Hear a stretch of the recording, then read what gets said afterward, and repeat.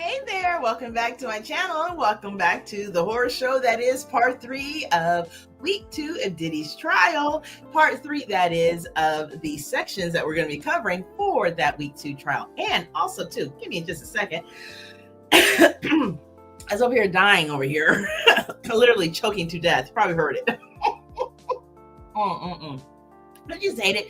Like when it just goes down the wrong pipe when you're trying to drink something. Oh my God. Yeah. So like, I feel like I'm just like, oh my gosh, not at the moment, not now. Well, you know, it is. It's life. It's what happens. It's how it goes. Welcome to the life of content creating.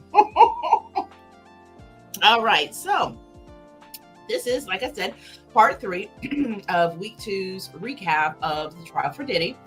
I have dropped part 1 and part 2, so 2 videos prior. So if you haven't had an opportunity to take a look at those videos, definitely make sure you do, probably after this one. So that way you're kind of caught up with what was going on. Like I've shared in the last 2 videos, we've been taking pieces of a certain parts of testimony that have been amplified and, you know, really a key during the week. And I've been sharing that with you guys. Also, too, I shared in part 1 more of a recap of what kind of was expected and highlighted mostly for the week 1, but we've got so much more to cover. So again, this week 2 recap, if you will, has been broken down into 5 parts, which all 5 parts I will be uploading all the way up until midnight. So definitely make sure that you have got your all notification bells on so you do not miss those. And since we've got a lot to cover here in this video, we're going to go ahead and get started. Now, as you can see here from this nice pic, we've got 3 heavy hitters that were witnessing doing their testifying in week 2. The one in the middle in particular is Cassie's mother, Cassie Ventura Fine's mother. I cannot even imagine how it must have been, let alone for the family members who were in the court, and you know, also like for Alex sitting here listening to everything, even though I know he's clearly aware of what took place, but just have to hear it over again and then have the mother have to come up and actually testify to these things is just not really looking good. Of course, all things are alleged, as we know, until we find out how things shape up in this particular proceeding, but it's just not looking good at the moment. We'll just see how things go. We also have a guy that pops up on the scene who's a witness also. I think he's a male escort. His name is, well, he goes by the Punisher, and that's an interesting term to use. And so we're going to be covering some aspects of his testimony in this part as well. We'll also be revisiting the Punisher in a later part for today's uploads. So with that, let's go ahead and get right on into it. All right. So this sharing is coming to us by way of NPR. And it shares, Sean Combs' trial, Cassie Ventura's mother and former best friend had testified. I also did speak on Kerry Morgan and her testimony, provide information on those details in part 1, and there's a little bit of mention of her in part 2. There'll probably be some mention of her in later parts as well for today's upload. So make sure, if you haven't gotten full gamut of Kerry Morgan and things that she had to say, she was a former friend and model of Cassie Ventura's. Herself is also alleging abuse that came her direction. Definitely check that out in part 1. All right, let's go ahead and continue. Now, on Tuesday, May 20th, which was again week 2, Ventura's mother had took the witness stand. She confirmed that she received that email from her daughter and testified that Combs demanded money from her family. He was going to need $20,000 to recoup money he had spent on Cassie because he was angry she was dating, well, Kid Cudi, Ventura said. So now again, we're going to be looping it back around into the Kid Cudi because that's a big major player as well for witness, and that will be in the next part as well as far as covering his testimony. So definitely make sure you stay tuned for that. Now, Regina Ventura told the court that she and her husband took out a home equity loan in order to pay Combs. She testified that she received email instructions from Combs' bookkeeper for how to wire the money to a Bad Boy Entertainment account, and she complied. She says, "I was scared for my daughter's safety." Which I think this is going to lead into a lot of what connects to that RICO situation and just how business was run in this situation, right? The element of business attached to these atrocities that are being shared. Now, of course, this is being real specific to certain things that were asked of Cassie Ventura's mother, and, you know, in particular, the monies of the $20,000 that was mentioned and had been talked about over the last few days in regards to, you know, that he had the nerve to go after Cassie and by way of getting it through her parents. Probably thought that they would not give the money, and they did what they needed to do to get that money to him. So that's what we're kind of covering here. I'm probably going to cover some more things as well. Now, within 4 to 5 days, the money was returned to Regina Ventura's bank account. She says she never communicated with Combs about the $20,000. So it's almost like he was employed, right? That he was trying to test the waters if she would actually be able to put together that money. So he ended up sending it back. Whew, the narcissism of it all. Now, during her testimony, Regina Ventura said that her daughter confided in her about Combs' physical ABUSC for the first time in December of 2011. She testified that she took photos, which were shown to the jury, of bruises on her daughter's body that resulted from Combs' violence. Combs' defense did not cross-examine Regina Ventura, citing no further questions at the end of her testimony, which is probably a good idea. All right, now we're going to move into yahoo.news.com for the next sharing that covers that Sean Diddy Combs trial takeaways. Cassie Ventura's mother and, of course, a former assistant and a male escort named the Punisher testify in the S trafficking case as well. So let's go ahead and go through this rundown.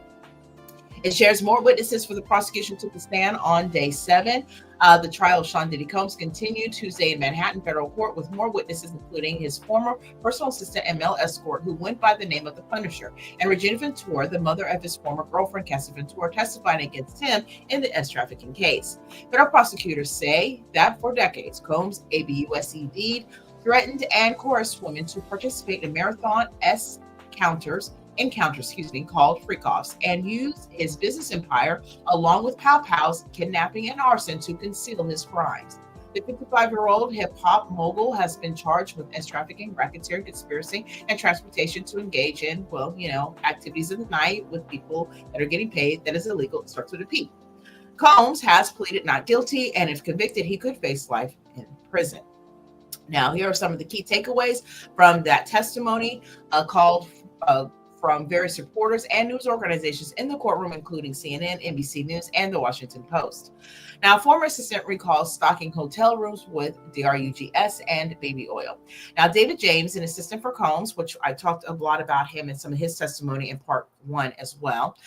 He was basically assistant for 2007 to 2009. He returned to the witness stand for a second day of testimony, and James had told the court that he would stock hotel rooms with items from Combs before his arrival. They included a Louis Vuitton bag containing 25 to 30 pill bottled DRUGSs, such as ones that would give you the feeling of ecstasy and Percocet, and baby oil, lubricant, condoms, and $10,000 in cash. For some supplies, like skincare products, James was reimbursed by Bad Boy Entertainment. But for others, such as baby oil and condoms, he was reimbursed by Combs' security staff, who would pay him in cash out of the Louis Vuitton bag. He said a DRUG dealer nicknamed One Stop would often bring DRUGSs to Combs, but Combs would occasionally ask James to procure those DRUGSs for him and his friends. See how the RICO's starting to come out. James told the court about a violent incident involving Combs and his personal chef, Jordan Atkinson, at Combs' Alpine, New Jersey home. James said that Combs instructed him to file a police report, falsely claiming that Atkinson was the aggressor and hit Combs first. But James said he did not want to file a false police report, so he drove around and returned to Combs' home, where he lied and told his boss that the report had been filed. James testified that on at least 2 occasions, he was ordered by Combs to take a lie detector test administered by a former FBI agent after Combs' jewelry had apparently went missing. So at this point, they're covering highlights of certain aspects and certain incidences that the executive assistant has, been able to experience, witness, or been involved with one way or another. Alleged elements, of course. He also took into account one of the incidences that I've heard about too, about a couple months ago or so, about apparently a situation in which Diddy and his chef had gotten to an altercation. So that was the specifics in regards to that, where he was basically instructing his assistant, Diddy, instructing the assistant to file a false complaint and saying that the chef was the one that was the aggressor versus the other way around. And of course, given the testimony from James, he had said, hey, look, I'm not going to do that. And he went ahead and just basically, told him that he did file it, but it was a lie. He also said that, the lie detector, which I'm not surprised about this, was asked of him to be administered by a former FBI agent after Combs' jewelry went missing, if even his jewelry went missing. That wouldn't surprise me at all, that he would have everybody under some sense of surveillance, no matter what part of the situation is, all things alleged, of course. So now Combs had 3 apparently pow-pows in his lap while looking for Suge Knight, a former assistant says. Now, there's been some conversation over the last few days about more connection with Suge Knight and a particular incident that took place. So this is what we're going to go into here. That's provided details surrounding that. So James had also testified about an incident in which he was ordered to drive Combs and a security guard at 4 a.m. to Mills Diner in Los Angeles, looking to confront rival record producer Marion Suge Knight, who had been spotted there. Now, Combs was in the back seat with 3 pow-pows in his lap, and James said Knight was gone by the time they got to the restaurant. The incident prompted James to give notice that he planned to quit. Now, of course, James was one of those very dutiful, loyal type of assistants, and this was a situation that obviously got a little too hot for him, and where he said, you know what, this is where I draw the line. I'm out of here. He says, I was really shook up by it. This was the first time as his assistant that I realized my life was actually in danger. Now, under cross-examination by the defense, James was asked whether he considered his travel with Combs business or personal. James said that there was a fine line between the two because Combs' personal life and business life were so intertwined. Again, support for the RICO allegations. In his testimony Tuesday, James said that before he was hired as an executive at Bad Boy Entertainment, he had told, let's pull that back, hold on a second. In James's testimony, he said that before he was hired, an executive at Bad Boy Entertainment had told him that this is, again, Mr. Combs' kingdom, and we were all here to serve in it. And I did refer that about that in a prior part as well. Now, big picture, prosecutors hope to use James' testimony to establish the racketeering, as I shared earlier, charge, showing that Combs used his business empire to facilitate his alleged crimes. That's where we're trying to piece that together. I know a lot of people are having a little difficulty trying to see where the RICO could come from some of the testimony that took place in week 1. But as you can see, everything is a story. Everything has to be unfolded in such a way. And there's so much evidence, I would believe, that they want to present. And this case is going to go on probably for a while, that, we're like kind of peeling back an onion. And now we're getting to some aspects of what is showing as potential, allegational base for the RICO charges. Let me know if you're thinking that you're seeing that in the week 2 as well. I would love to know, because I know that it's been a bit of an issue for people to see and feel that, even with some of the testimony that's come out. Now, Regina Ventura, Cassie's mother, had taken a stand, and where Cassie's Ventura's mother, Regina, testified about what she witnessed during her daughter's relationship of over a decade with Combs. Now, under direct questioning from prosecutors, Regina Ventura recounted an email Cassie sent to her mother in December 2011, saying that Combs was threatening to release an explicit video of her after he learned she was dating Kid Cudi. I was physically sick, Regina Ventura said. I did not understand it.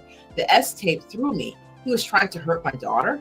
Around the same time, Regina Ventura said Combs contacted her saying he wanted to recoup $20,000 he had spent on Cassie, which we mentioned earlier, and Regina Ventura said she was scared for her daughter's safety. And if the family took out a home equity loan to pay Combs the $20,000 he said that he owed her.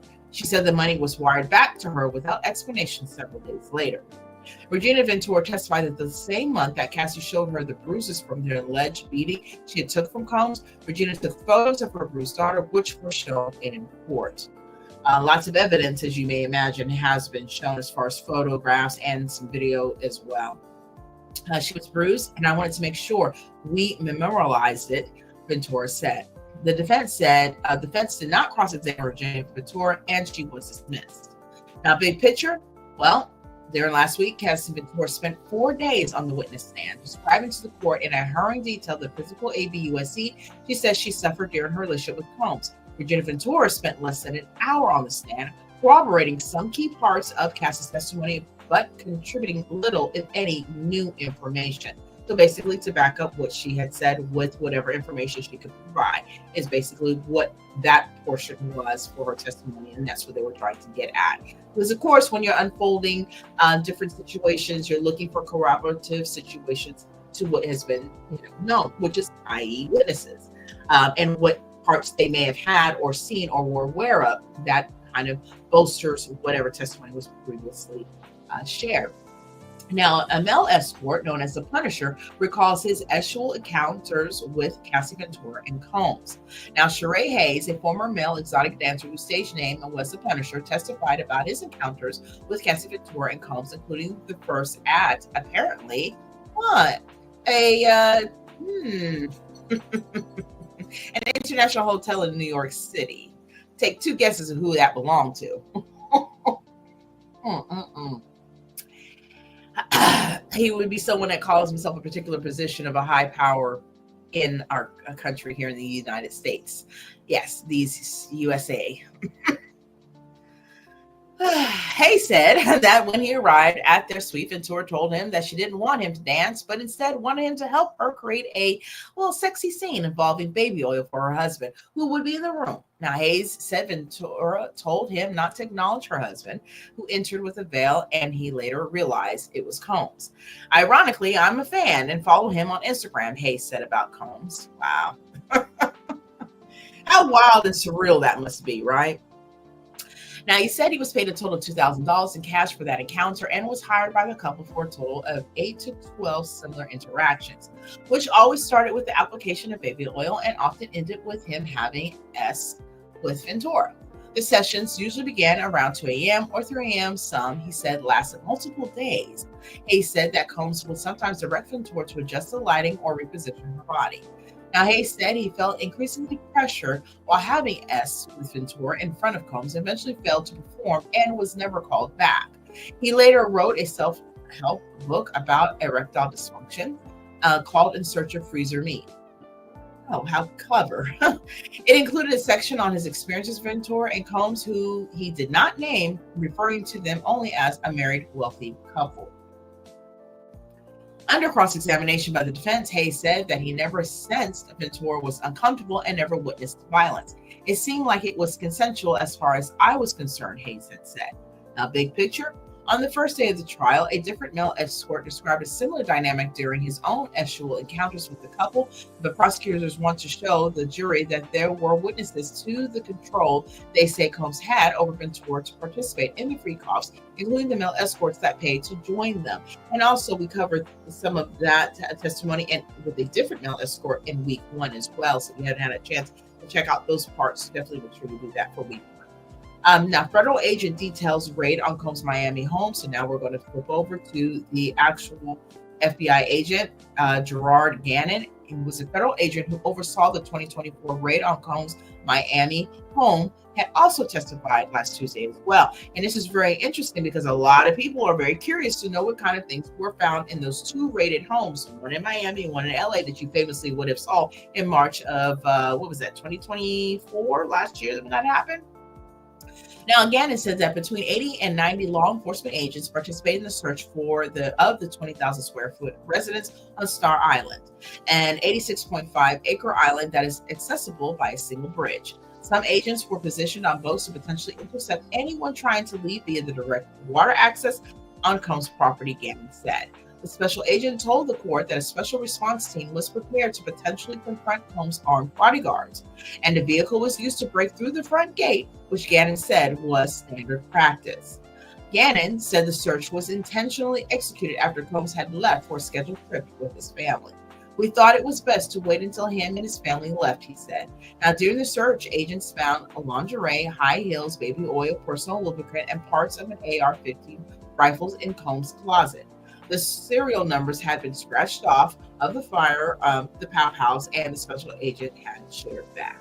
Big picture, by having the special agent testify about the security measures surrounding the raid on one of his properties, prosecutors appeared to be highlighting the seriousness of charges that Combs is facing, which if you saw it on the CNN or any of the broadcasted news, you would have seen just how serious it was when you saw the swarm of people pretty much, get into the properties and It felt like a standoff of such for a while as we started to, wait for information about what was coming out of it. But it was a serious raid. Both homes, I believe, at the same time, if I'm not mistaken. And there's also the New York property too. I don't know if they'll mention that in this area, but we'll see.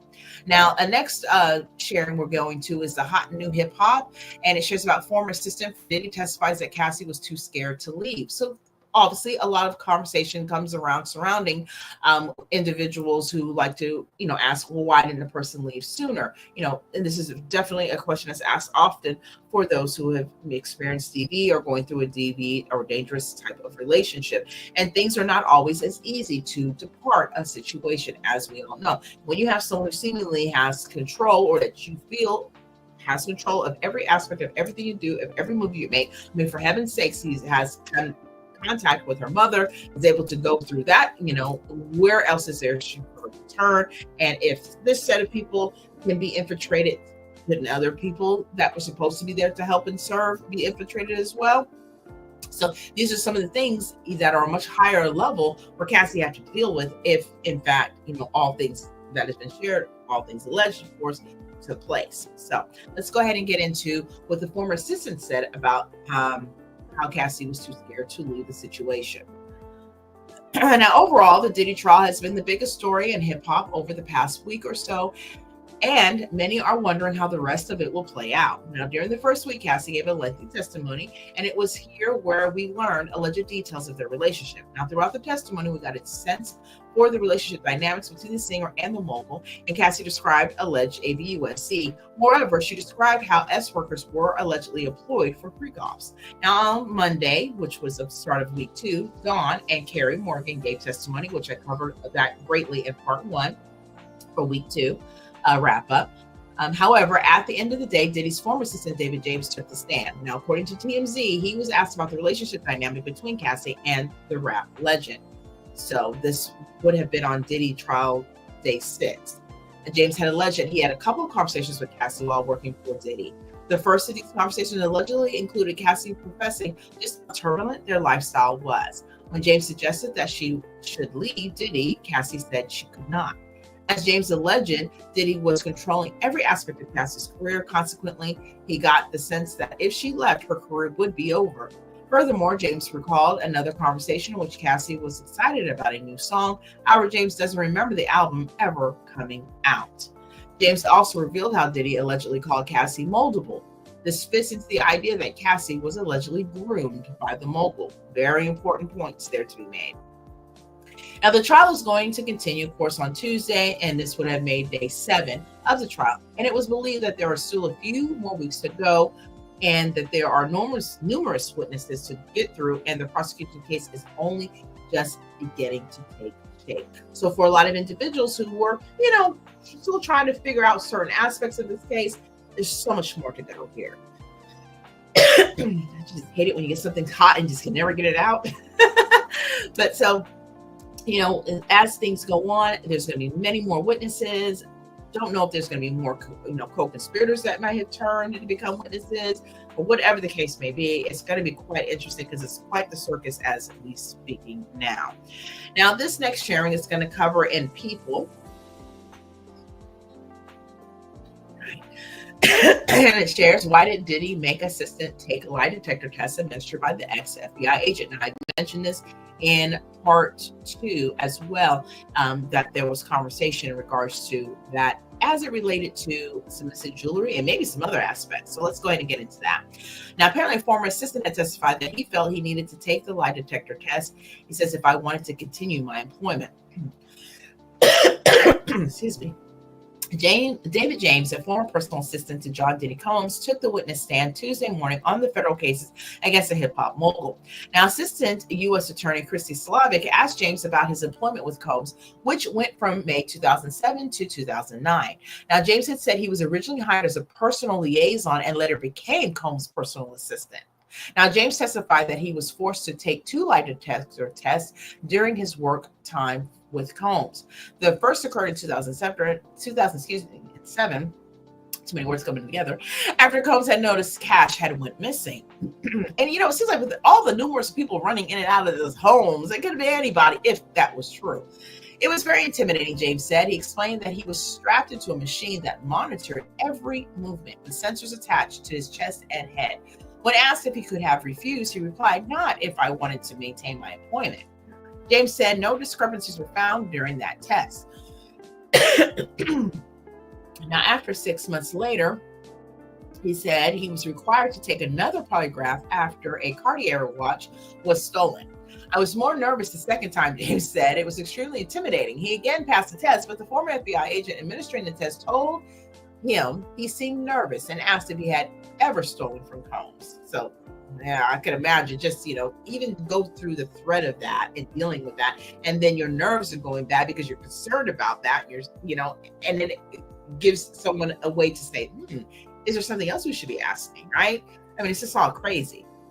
Now, James had testified that he had taken some Ciroc vodka and Sean John jeans. Oh, so he did take a few things. He also testified the director of marketing at Sean John, Capricorn Clark, also had to take a lie detector after she was robbed of Combs' jewels. She was cleared, but Combs allegedly replaced some of the stolen diamonds with fakes. Combs is being held without bail at the Metropolitan Detention Center in Brooklyn, and of course he faces charges of racketeering, as trafficking, and could face life in prison if convicted. Oh my goodness. So there was some key points there where we were covering the Punisher, which is the first time that I'm hearing about this gentleman, who was definitely a exotic dancer at the time, or male escort, and was part of some of those escapades that took place with Diddy and Cassie, and to the point that when he was no longer able to perform, he decided that it would be a great idea to take those opportunities, because a hustler he must be, and do a book on that. I wonder how well that book came out. We also got to some information in regards to certain poignant things that were testifiable with Ventura's mother, and talking about the $20,000, which is something that has been talked about, that was basically demanded of her mother by Combs as a real threatening technique about Cassie in regards to monies that he said he spent on her, and also to explicit video footage and whatnot that he had, that he was threatening to share if he didn't get this money. And then of course her mother and father had put out a home equity loan, got the $20,000, was able to pay him the money because they would do whatever they needed to do to save their daughter. And then mysteriously, days later, with no explanation, the money gets put back into the bank account. So of course that felt like more or less like a shakedown. I would say all things alleged on that, saying that that's what it probably felt like. And so we got that aspect. And then of course, David James, who being a personal assistant, has a lot of information that he could probably share, probably even more he could have shared, but letting us know about, the conversations he had with Cassie in regards to why not leave and what was the purpose behind that. And then her explaining, basically she felt she couldn't. At the end of the day, he had control of everything, and her career was very important to her. Remember, Cassie was a really young girl, and the scenes of stardom and wanting this career, and also mixed in with her feelings for him, was quite interesting dynamics, of course, but it's a breeding ground for certain situations such as these that are being alleged. Also, knowing that in big picture form, if they were looking at a lot of the testimony aspects from this particular part here that we're sharing, it helps to pretty much come together the grooming process, which is very much one that does also connect to the trafficking and some of the other charges that are brought against him. So lots there covered, lots of areas there that were poignant for specific reasoning for testimony to embrace, for jurors to embrace and to be able to see how things were starting to come together as they pull back that onion, as I like to say, and get all of those details that were pertinent for them to really, establish the case in this way. Because again, like I shared earlier, RICO has been something that's been very difficult for people to see, but I wonder if that changes for them now. And of course, we're talking about enterprisal things. We're talking about elements of where the lines were blurred. You never knew if it was a personal request or professional request, because the means were taking in context of where it was just that was business being done, which therein lies the support of RICO allegations and therefore charges that could, obviously all convicted, he could land him in jail for the rest of his life. So I would love to know your thoughts and how you're feeling as the tides are getting more information. I don't think that anything is changing per se, as much as we're just getting more details about certain things and certain aspects and allegations that may have been brought up earlier. And new details that we may not have been so familiar with as well. So I definitely would like to know your thoughts. So go ahead and leave those down below.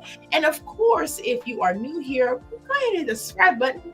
Be part of the family. I would so love to have you. Make sure you have all notification bells on as well, because I will be popping up 2 more parts here throughout the evening to cover for week 2 wrap up, as this completes part 3. So again, I definitely want to know your thoughts about that, and just how you see the cases going. I think it's kind of hard to say if it's hard hitting for prosecution or defendant, because it just depends on what's being covered, and just what you're looking for specifically, and how you may fall on the situation. But nevertheless, the allegations are horrific. Of course, the details are horrific. And yeah, so just love to know your thoughts. So definitely leave them down below. So with that, I'm going to go ahead and wrap up this video here for part 3. Make sure you check out part 1 and 2 as well if you haven't had an opportunity to do so.